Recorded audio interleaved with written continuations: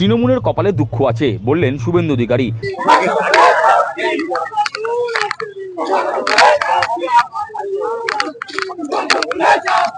আগামী 1 জুন দমদম লোকসভা কেন্দ্রের নির্বাচন। সোমবার ওই কেন্দ্রের বিজয়ী প্রার্থী শিলভদ্র দত্ত মনোনয়নপত্র দাখিল করলেন। মনোনয়ন দাখিলের আগে তিনি হুটখোলা গাড়িতে চেপে রোড শো করেন। তবে এদিন সকালে শিলভদ্র দত্তের হয়ে পদযাত্রায় অংশ নিলেন রাজ্যের বিরোধী দলনেতা শুভেন্দু অধিকারী। পদযাত্রাটি সোদপুর এইচবি টাউন মোড় থেকে শুরু হয়ে ভোম্বলা মোড়, রাসমণি রোড, বিটি রোড ধরে বিস্তীর্ণ অঞ্চল পরিক্রমা করে। পদযাত্রা শেষে উত্তর চব্বিশ পরগনা জেলা শাসকের দপ্তরে গিয়ে মনোনয়নপত্র দাখিল করেন দমদম কেন্দ্রের বিজয়ী প্রার্থী শিলভদ্র দত্ত। যদিও এদিন সম্পূর্ণ পদযাত্রায় অংশ নেননি বিরোধী দলনেতা শুভেন্দু অধিকারী। পদযাত্রার মাঝপথেই ভোম্বলার মোড় থেকে তিনি অন্য কর্মসূচিতে অংশ নিতে রওনা দেন। সাংবাদিকদের মুখোমুখি হয়ে রাজ্যের বিরোধী দলনেতা শুভেন্দু অধিকারী দাবি করলেন, তৃণমূলের কপালে দুঃখ আছে, তৃণমূল সেই দুঃখটাকে সহ্য করার জন্য মানসিক শক্তি এখন থেকে তৈরি করুক।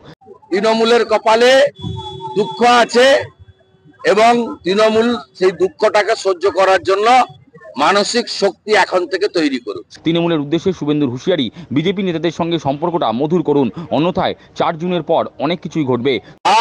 আর বাকি যে গুন্ডাগুলো আছে পরের দফাগুলোতে বলবো, বিজেপি কর্মীদের সঙ্গে নেতাদের সঙ্গে সম্পর্কটা মধুর করুন, নইলে 4 তারিখের পরে অনেক কিছু ঘটবে। শুভেন্দু সংযোজন, পরের দফাগুলোতে আরো কড়াভাবে নির্বাচন হবে। আজ তেলেঙ্গানা ও অন্ধ্রপ্রদেশে নির্বাচন শেষ হয়ে গেল, এবার বাংলায় হাজার হাজার কেন্দ্রীয় বাহিনী আসবে। তৃণমূলের কপালে কি আছে শুধু দেখতে থাকুন। আরো টাইট হবে। তেলেঙ্গানা এবং অন্ধ্রপ্রদেশে ভোট আজকে শেষ হয়ে যাবে, কাল থেকে হাজারে হাজারে প্যারামিলিটারি আসবে।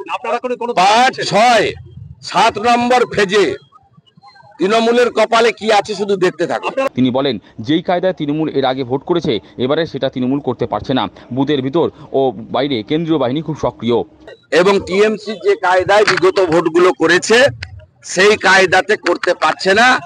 বুথ প্রিমিসেস এবং ভোটিং কম্পার্টমেন্ট 100% প্রোটেক্টেড আছে।